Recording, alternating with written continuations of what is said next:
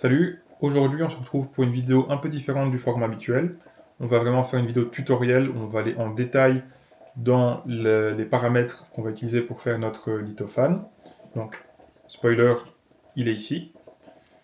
On va voir beaucoup de détails sur la façon dont le faire, des détails qui sont plutôt techniques. On n'ira pas dans toutes les possibilités, sinon ça prendrait beaucoup trop de temps. Par contre, dans d'autres vidéos futures, si vos retours sont bons, on ira dans les détails de d'autres possibilités et on fera des tests plus approfondis sur d'autres lithophanes, d'autres possibilités de lithophane.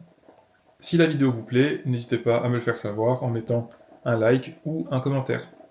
Alors, pour faire nos lithophanes, on va d'abord avoir besoin d'une image. Moi, je l'ai déjà téléchargée. Il s'agira, on va le voir, du logo de Prusa Slicer.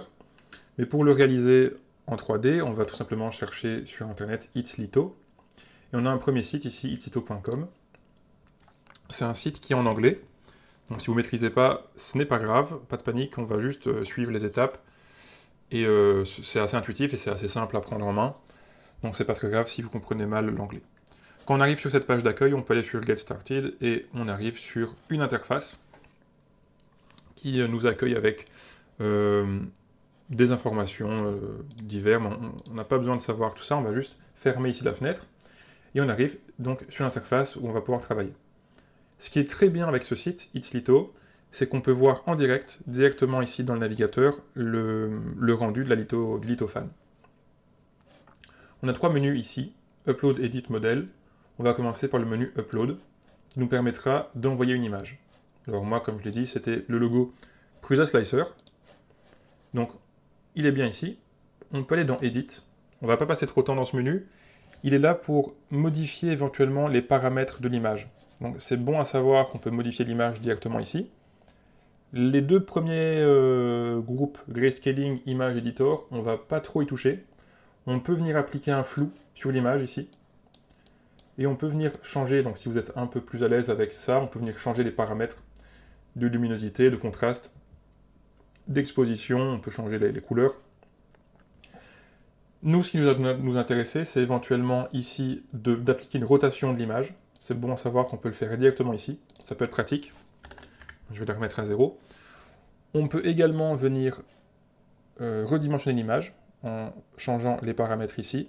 Alors ce qui se passe, c'est que quand on change ici à gauche du premier des deux, on va venir retirer l'image à gauche. Quand on change ici à droite, plus on est vers le centre, plus on retire à droite. Et c'est pareil en bas et en haut. On va remettre l'image de base. Bien qu'on va en profiter pour peut-être la redimensionner un petit peu. On n'a pas besoin d'avoir tout l'espace à côté. On peut également venir appliquer un effet miroir et on peut retourner l'image. Toujours intéressant d'avoir ces options directement ici pour ne pas devoir le faire dans un logiciel extérieur. Ce qui nous intéresse le plus, c'est l'onglet modèle qui est ici. On voit déjà que ça s'est mis à jour avec notre image. Donc on a déjà ici, comme on le voit, un modèle 3D. On a plusieurs groupes. On va commencer par le premier, qui va définir la forme de notre lithophane. Ce qui est important ici, c'est de cliquer sur cette première section et de voir qu'on a plusieurs formes qui sont disponibles. Nous, on va essentiellement utiliser le plan, donc ça va juste être plat. Ça va permettre de faire des cadres éventuellement. On va également utiliser l'arc, qui permettra de faire des abat-jours pour des lampes des veilleuses qu'on met contre un mur, par exemple. Et on va également utiliser cylinder, on va faire un cylindre qui permettra de faire des abat-jours. On va d'abord commencer au niveau du plan, c'est le plus simple. On peut changer ici la largeur. Et comme on a une image qui est carrée, la hauteur s'ajuste automatiquement. Ce qui est important, c'est de venir directement définir les bonnes dimensions ici. C'est très important parce que si on redimensionne plus tard le modèle au niveau du slicer, on peut avoir des problèmes parce que si on redimensionne également l'épaisseur des parois, on va éventuellement venir interférer avec le rendu qui était prévu initialement. Donc c'est important de vraiment définir les bonnes dimensions tout de suite ici. Moi je veux un lithophane de 5 cm de côté, donc 50 mm. Assez petit, ça va aller vite à imprimer. Ici on a l'épaisseur minimum et l'épaisseur maximum de l'impression. En épaisseur minimum, c'est bien de rester sur 0,8. Si on part du principe qu'on est avec une buse de 0,4 mm, si vous ne savez pas l'épaisseur de la buse, parce que vous faites sous-traiter, demandez-le en confirmation, mais dans la plupart des cas, dans presque tous les cas, la buse fera 0,4 mm. Et donc ici, une épaisseur de 0,8, ça fait 2 couches, en fait ça va faire 2 épaisseurs, et c'est ce qu'on veut comme épaisseur minimum. On ne veut pas être en dessous de 2 fois la largeur, le diamètre de la buse. En épaisseur maximum, les valeurs par défaut fonctionnent assez bien. Moi, j'aime bien leur diminuer un petit peu. J'aime bien redescendre plutôt vers, on va dire, 2,8. 3,2, ça fonctionne, mais c'est un petit peu grand. Alors, on voit ici qu'on a un petit problème, c'est coupé. L'image est probablement trop grande. Donc, on va un petit peu agrandir ici. Ah non, donc on a trop en fait, donc tout se met à l'échelle ici. On va laisser 5 cm. Par contre, au niveau de l'image, on va être un peu moins agressif. On va laisser par défaut. On va être moins agressif sur le fait de rogner l'image. Quand on revient ici, voilà, c'est mieux comme ça. On va laisser les valeurs par défaut. On peut également ici changer en fait, de quel côté sera fait le lithophane. Ça permet d'en fait, si on veut une source lumineuse derrière et que de devant on ne voit rien, quand la lumière sera allumée derrière, on va pouvoir deviner à travers la paroi pleine la forme qui est en fait gravée ici. Nous, on ne va pas trop utiliser cette option, ce sera peut-être l'objet d'une vidéo future. N'hésitez pas à essayer différentes formes, vous voyez, il y a quand même pas mal de choses disponibles, donc n'hésitez pas à tester. Nous, on va rester sur le plan pour garder les choses simples. Ici, on va pouvoir définir le cadre qui va entourer le lithophane. On peut ne pas en mettre. On peut mettre une bordure, donc en fait, on va juste ajouter de l'épaisseur, mais on va garder ce plan fin et tout plat. Ou on peut faire une vraie bordure. Moi, je préfère la vraie bordure, parce que ça va permettre de faciliter grandement l'impression de la pièce. Si on laisse sans la bordure épaisse, on a une très fine couche ici en dessous, qui va avoir on va avoir des problèmes d'adhérence tout simplement au plateau. Donc, c'est mieux de laisser le cadre. On peut changer son épaisseur. Alors, par défaut c'était 3, moi je vais mettre un petit peu moins. On peut changer également, donc ça c'était l'épaisseur en fait ici. On peut changer également son épaisseur, vous allez voir, sa profondeur. Moi je vais le mettre 2, c'est pas mal. Je vais mettre un petit peu plus, je vais mettre 3. Et au niveau de l'angle, on va voir ce que ça change. Ça va changer l'angle qui est ici. Donc, vous voyez, c'est l'angle en fait entre le lithophane et le cadre au bord. Je déconseille d'aller, alors ça va dépendre de l'imprimante, mais je déconseille d'aller en dessous de 45 degrés. En dessous de 45 degrés, on va avoir plus de mal à imprimer cette partie qui est dans le vide, et on aura un résultat qui sera probablement moins propre que si on avait un angle plus facilement gérable de 45 degrés. On peut aller un petit peu en dessous, mais je conseille quand même de rester sur 45 degrés. On a un menu avancé qui permet de cocher là où on veut des bords, n'hésitez pas à tester. Troisième groupe concerne la qualité, 0,1 mm par pixel, c'est très bien. On peut aller au-dessus si on veut un peu moins de détails.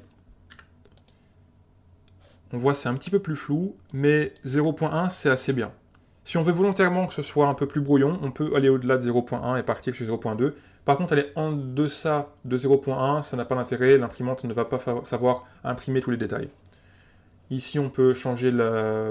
Donc ici, c'est uniquement pour la prévisualisation du modèle qui est ici. On peut changer sa qualité. Ça change pas grand-chose. Ouais, si c'est un peu plus flou. Bon, ça c'est juste pour la prévisualisation qui est ici. Groupe suivant qui est hyper important pour nous, c'est si on veut une fixation pour une lampe ou pour les veilleuses qu'on met contre le mur. Moi, je vais partir sur cette... pour celui-ci, je vais partir sur cette fixation-là.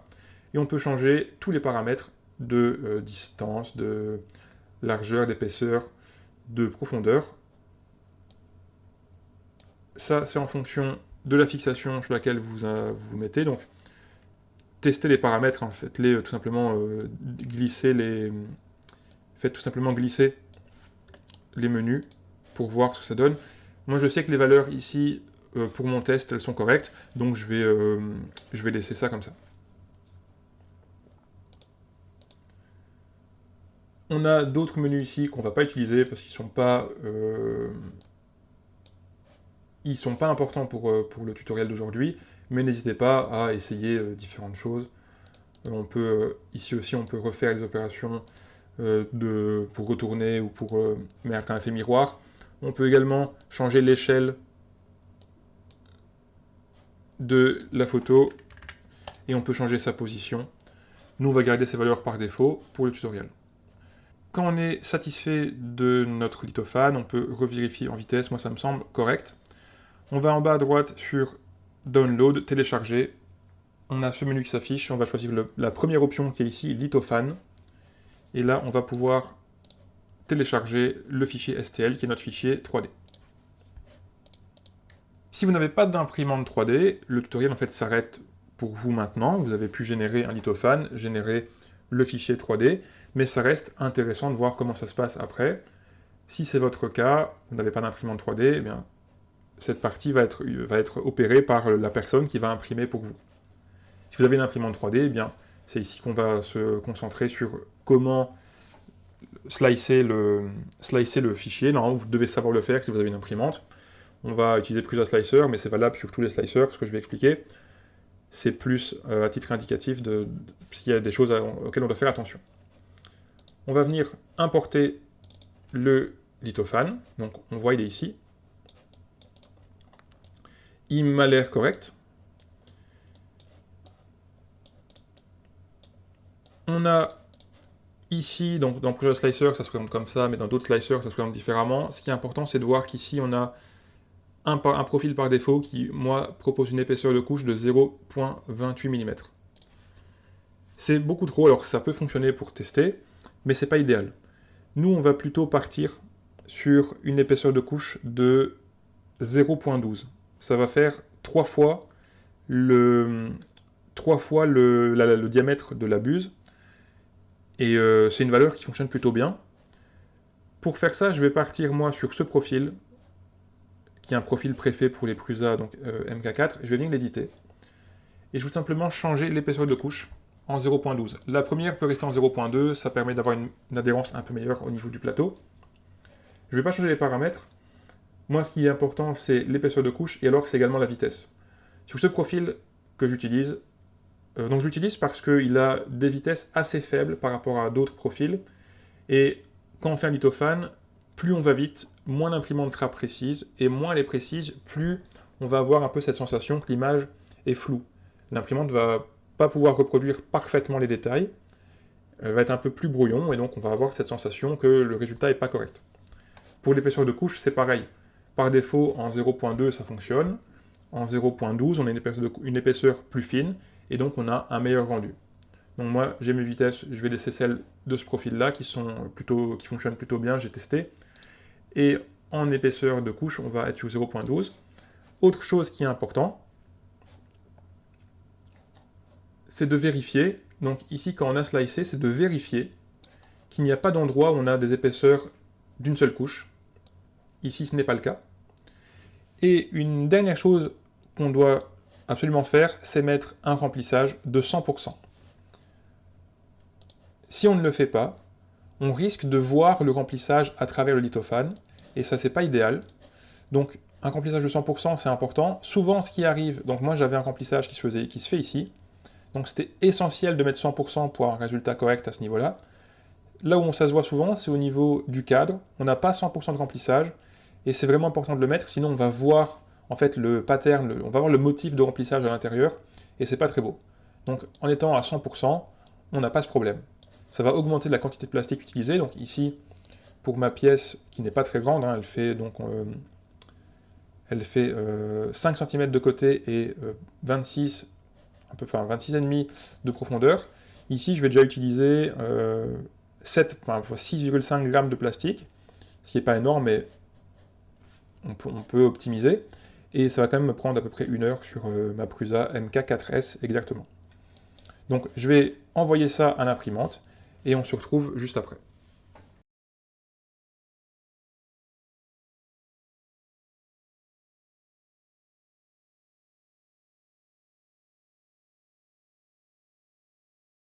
Voilà, donc l'impression vient de se terminer, le plateau est encore chaud. On va tout de suite voir ensemble ce que ça donne. Donc voici notre lithophane que je vais décoller du plateau. Voilà. Il a l'air de s'être plutôt bien imprimé. On a quand même des détails qui sont assez fins. J'espère qu'on le voit bien à l'image, mais les détails sont vraiment bien. Alors on a un petit peu de stringing ici, donc on a un petit peu de petits filaments de plastique qui ont débordé, mais ça c'est pas très grave. On peut très facilement les retirer juste en passant son doigt. Et on a une impression plutôt correcte. On va voir ce que ça donne avec une lumière derrière. Voilà, alors comme on a une surface assez petite, on va pouvoir tout simplement utiliser la lumière de mon téléphone pour tester. On voit déjà ici, on aperçoit déjà assez bien le résultat. Si je la mets devant et que je fais un petit réglage de la caméra, voilà, on a vraiment un très bon résultat. Honnêtement, je m'attendais à ce que ce soit un petit peu moins propre. Après là, on est sur une forme qui est vraiment très simple. On ira plus en détail dans d'autres vidéos sur l'optimisation par rapport à d'autres photos qui sont plus complexes. Mais ici, je trouve qu'on a un résultat qui est quand même au-delà de mes attentes. Alors on n'oublie pas, on avait ajouté ce support ici derrière, qui va nous permettre de venir fixer ce petit lithophane sur différentes lampes. J'ai pas de quoi faire la démo dans cette vidéo malheureusement, mais dans notre cas, ça peut également servir de pied, de support, pour pas que notre image, notre cadre tombe. Bon, ça tient plutôt bien, c'est pas parfait, mais ça fera l'affaire. Si on vient placer une lampe derrière, on peut déjà avoir quelque chose de fonctionnel, et encore mieux, on peut venir se fixer directement sur un support qui est vraiment prévu pour que l'ampoule qui va venir éclairer notre lithophane se situe vraiment juste ici.